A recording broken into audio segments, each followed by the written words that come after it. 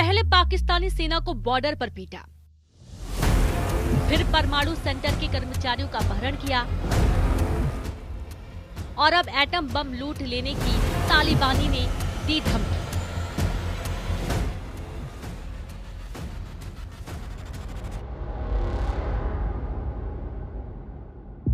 तालिबानी लड़ाकों ने डेरा इस्माइल खान में पाकिस्तान के परमाणु ऊर्जा आयोग के 18 इंजीनियरों का किडनैप कर जनरल मुनीर को ऐसा चैलेंज दिया है जिससे पाकिस्तान की जमीन खिसक गई है।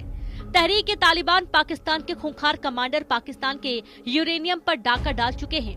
किडनैपिंग और यूरेनियम की लूट से तालिबानी फाइटर्स का जोश इस कदर हाई है कि इनका अगला मिशन एटम बम कब्जे का है। एक तरफ अफगानिस्तान बॉर्डर पर पाकिस्तानी सेना पर अंधाधुंध मार पड़ी है, दूसरी तरफ ईरान पाकिस्तानियों को अपनी जमीन पर दौड़ा दौड़ा कर मार रहा है और तीसरी मुसीबत अब एटम बम की रखवाली की आ गई है। पाकिस्तानी एक्सपर्ट मानते हैं कि 3 फ्रंट से आई मुसीबत हैंडल करने की ताकत फिलहाल न हुक्मरानों में है न सेना के पास।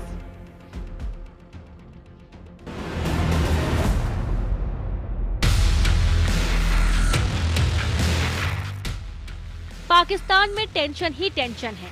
बॉर्डर पर अफगान और ईरान की घर में तालिबान और बालोच आर्मी की, लेकिन सबसे बड़ी टेंशन है एटम बम बचाए रखने की। पाकिस्तानी मीडिया रिपोर्ट्स में दंग करने वाला दावा किया जा रहा है। मीडिया रिपोर्ट्स के मुताबिक तालिबानी लड़ाकों ने पाकिस्तान की सबसे बड़ी यूरेनियम खदान से बड़ी मात्रा में यूरेनियम लूट लिया है। मीडिया रिपोर्ट्स में ये दावा तालिबानी कमांडर के बयान के हवाले से किया जा रहा है, जिसमें कमांडर ने ऐलान किया है कि तालिबान लड़ाके डर्टी बम बनाने की कोशिश में जुटे हैं। डर्टी बम में यूरेनियम का इस्तेमाल किया जाता है। एटमी सेंटर से किडनैपिंग भी डर्टी बम बनाने की कोशिश का हिस्सा है। पाकिस्तान की सबसे बड़ी यूरेनियम खदान काबुल खेल एटॉमिक एनर्जी कर्मचारियों को बंधक बनाकर तालिबान डर्टी बम बनाने की फिराक में है। पाकिस्तान ने दावा किया है कि बंधकों में से कुछ को रिहा कर लिया गया है, लेकिन अब तक इसकी तस्वीर साफ नहीं की। कितने लोग बंधक हैं, कितने रिहा हुए। पाकिस्तान की पुलिस किडनैप लोगों को छुड़ाने के लिए जगह जगह सर्च ऑपरेशन चला रही है। उधर बलूचिस्तान में बलूचों ने भी पाकिस्तान को दोफाड़ करना शुरू कर दिया है। बलोच लड़ाकों ने पाकिस्तानी हुकूमत के सरकारी कार्यालय पर कब्जा जमा लिया है। पाकिस्तान के परमाणु बमों पर दो तरफा खतरा मंडरा रहा है। एक तरफ बलोच आर्मी इन एटम बमों को हासिल करने का दम भर रही है, तो दूसरी तरफ तालिबानी लड़ाके ओपन ऐलान कर न्यूक्लियर हथियार हथियाना चाहते हैं।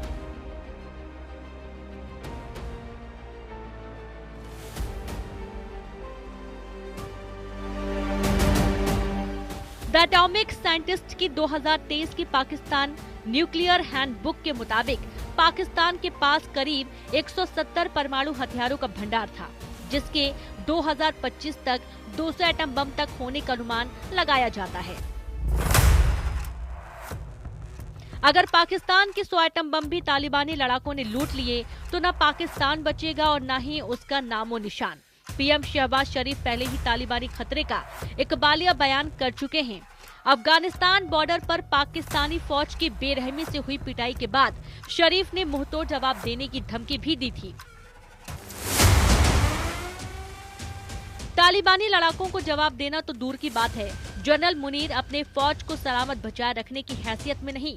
तालिबानी लड़ाके पाकिस्तान में जहां चाहते हैं वहां तांडव मचा रहे हैं, लेकिन सबसे बड़ा खतरा उस एटमी हथियार पर है जिसके दम पर पाकिस्तान की बुनियाद टिकी हुई है।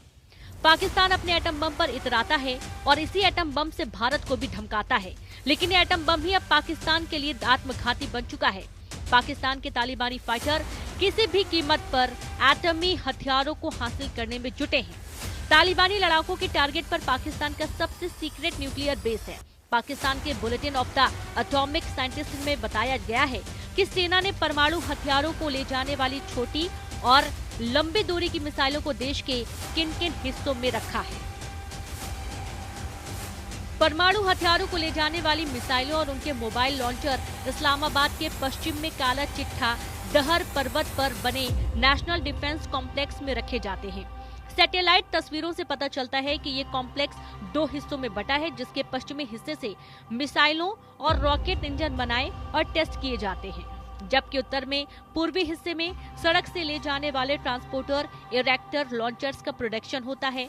जून 2023 तक नस्र शाहीन-1 एक बैलिस्टिक मिसाइल और बाबर क्रूज मिसाइल के लिए यहां ट्रांसपोर्टर इरेक्टर लॉन्चर्स बनाए जाते रहे हैं। दहर पहाड़ पर बने पाकिस्तान के न्यूक्लियर बेस को निशाना बनाना तालिबान के लिए आसान नहीं। इस्लामाबाद में पहरेदारी सख्त है, लेकिन राजधानी से दूर बने पाकिस्तानी एटमी अड्डे कितने सलामत हैं, कोई नहीं जानता।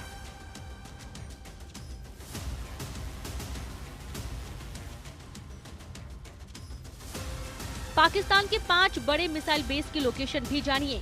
पाकिस्तान के सिंध सूबे में हैदराबाद से 18 किलोमीटर उत्तर में आर्को मिलिट्री बेस है, जहां मिसाइल के 6 गैराज हैं, जो 12 लॉन्चर्स के लिए बनाए गए हैं।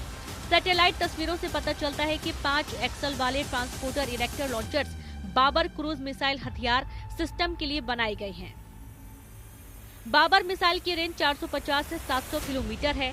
सिंध में ही दूसरा न्यूक्लियर हथियारों का अड्डा पानो अकील बताया जाता है, जहां बाबर और न्यूक्लियर हथियारों का अड्डा शाहीन-1 मिसाइलों का बेस है। पाकिस्तान के पंजाब सूबे में गुजरावाला मिलिट्री बेस सबसे बड़ा मिलिट्री कॉम्प्लेक्स है। यहाँ एटमी हथियार की तैनाती है। बालूचिस्तान के सक्कर से 220 किलोमीटर दूर खुजदार में पाकिस्तान का अंडरग्राउंड एटमी गोदाम है। पाकिस्तान के हिस्से वाले पंजाब के सरगोधा की किराना हिल्स में एटमी हथियारों के एक कॉम्प्लेक्स के तौर पर इस्तेमाल किया जाता है। पाकिस्तानी सेना के एटमी हथियारों के साथ ही एयरफोर्स और नेवी के पास मौजूद न्यूक्लियर हथियार को भी तालिबानी लूटने की कोशिश कर सकते हैं। पाकिस्तान के एयरफोर्स के 5 ऐसे बेस हैं जहां तालिबान हमले की फिराक में है।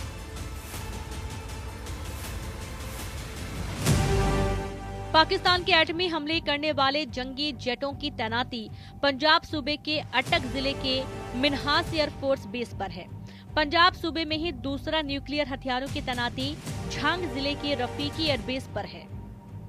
पाकिस्तान के एटम बमों की तीसरी लोकेशन सिंध सूबे का शहबाज एयरफोर्स बेस है। कराची में मशरूर एयरफोर्स बेस पाकिस्तान के एटमी हथियारों की चौथी लोकेशन है। पाकिस्तान के नक्शे पर जहां भी एटमी हथियार की निशानदेही होगी, वहां तालिबान का हमला मुमकिन है। जो तालिबानी लड़ाके पाकिस्तान घुसकर मुनीर आर्मी को धुन डालते हैं, जो तालिबानी लड़ाके पाकिस्तान के रॉकेट फोर्स और टैंक पर भारी पड़ रहे हैं, जिन तालिबानी फाइटर्स से शहबाज शरीफ तो क्या पाकिस्तान के कट्टर आतंकी तक थर्राते हैं, वो कब क्या गुजरे इसका कोई पता नहीं। तालिबान ने पाकिस्तान के परमाणु ठिकाने पर हमला किया तो उसकी जीत की गारंटी पाकिस्तानी सेना में मौजूद कट्टर जिहादी जनरल भी दे रहे हैं। पाकिस्तानी सेना की टॉप लीडरशिप में तालिबान के हमदर्दों की भरमार है। ये ऐसी फौजी जनरल हैं जो पहनते तो पाकिस्तानी सेना की वर्दी हैं, लेकिन इनका दिल धड़कता शरिया सल्तनत के लिए है। पाकिस्तानी तालिबान के हौसले बुलंद हैं। अगर पाकिस्तान लड़ाकों को काबू नहीं कर पाता है तो पाकिस्तान का बचना नामुमकिन है।